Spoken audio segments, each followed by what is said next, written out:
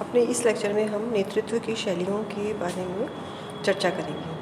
नेतृत्व की शैलियों से अभिप्राय होता है कि नेतृत्व के जो प्रकार हमने अभी पिछले लेक्चर में समझे थे, उन प्रकारों को श्रेणीबद्ध कर दिया जाता है, विभिन्न प्रकारों को, और नेतृत्व की शैलियों के रूप में उनको बताया जाता है। यानी कि नेतृत्व के जो विभिन्न प्रकार हैं, उनके कुछ समूहों को हमने नेतृत्व की शैलियों में बांट दिया है। लोक प्रशासन में नेतृत्व की निम्नांकित शैलियाँ का मतलब स्टाइल से होता है, प्रकार का मतलब एक पर्टिकुलर टाइप से होता है। तो शैलियाँ जो हैं वो हम अपने लोक प्रशासन में मुख्यतः 4 रूप में विभाजित करते हैं।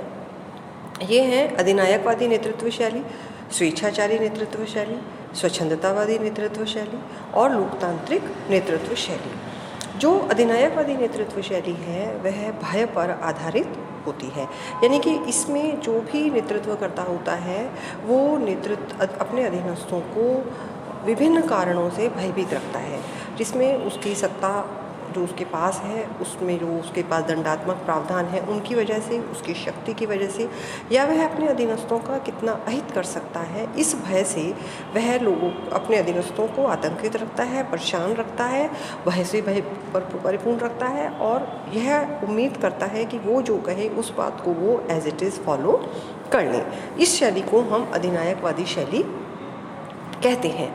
स्वेच्छाचारी नेतृत्व शैली से मतलब होता है कि व्यक्ति अधीनस्थों की परवाह नहीं करता, अर्थात न वह उनके विरोध की परवाह करता है, न वह उनकी शंकाओं की परवाह करता है, न वह उसके प्रश्नों की परवाह करता है और किसी भी प्रकार की परवाह नहीं करता। जो उनके संपर्क में भी कम से कम रहना चाहता है, उनको मार्गदर्शन भी नहीं देता और जो उसे अच्छा लगता है उसे ही वह अपना निर्णय मान करके, जो उसको जिन चीज़ों को उसको लगता है कि उसके दिमाग से, उसके विवेक से वो चीज़ें सही हैं, जिन नियमों के हिसाब से उसको लगता है कि ये बातें सही हैं, उन्हीं बातों को वो फॉलो करता है, बाकी बातों को वो फॉलो नहीं करता।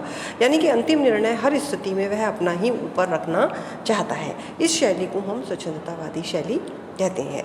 तो अधिनायकवादी शैली और स्वेच्छाचारी या स्वच्छंदतावादी शैली का आधारभूत अंतर ये है कि स्वेच्छा वाली शैली में नेतृत्व से हमेशा अधीनस्थ के जो ऐसे नेतृत्व से अधीनस्थ हमेशा आतंकित नहीं होते, लेकिन वो उनकी परवाह नहीं करता, चाहे वो आतंकित हो या ना हो। लेकिन अधिनायकवादी शैली में जैसे सद्दाम हुसैन थे, जैसे